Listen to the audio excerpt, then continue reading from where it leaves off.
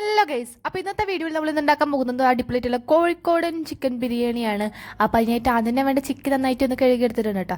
അപ്പോൾ ചിക്കൻ്റെ ഇതാ ഒന്ന് നന്നായിട്ട് കഴുകിയെടുത്തൊന്ന് മാറ്റി വെക്കട്ടോ. പിന്നെ നമുക്ക് അടുപ്പത്തെ ഒരു വലിയ ചട്ടി വെക്കാം. ചട്ടി കുറച്ച് വെളിച്ചെണ്ണ ഒഴിക്കുക, കുറച്ച് ഉള്ളി ഇടുക, കുറച്ച് വാട്ടിയെടുക്കട്ടോ.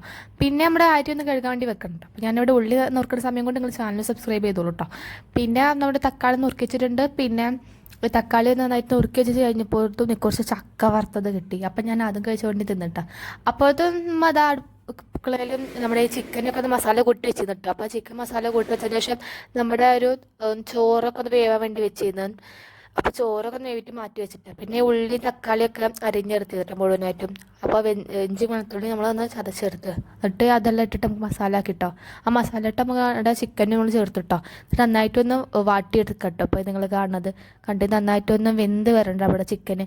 എന്നിട്ടാണ് നമുക്ക് ഇതിന് അകത്തേക്ക് ചോറിടാൻ കേട്ടോ.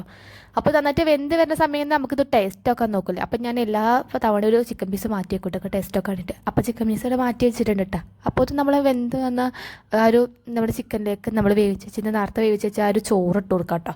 അപ്പോൾ ആ ചോറിട്ടിട്ട് അപ്പത്തിന് കുറച്ച് ഒന്ന് മിക്സ് ആക്കുക, പിന്നെ ചോറിടുക, പിന്നെയും മിക്സ് ആക്കുക, അങ്ങനെ ഇട്ടതിൻ്റെ ഒരു ഇത് എന്നിട്ട് മുഴുവനായിട്ട് ആ ചോറിട്ട് കൊടുത്തിട്ടാ. ശേഷം മുകളിൽ ഭാഗം ഒക്കെ ഒരു ലെവലപ്പ് ചെയ്തിട്ട് ഒന്ന് എടുക്കട്ടോ. ഫുള്ള് ലെവലാക്കിയിട്ട് ഒന്ന് എടുക്കാം.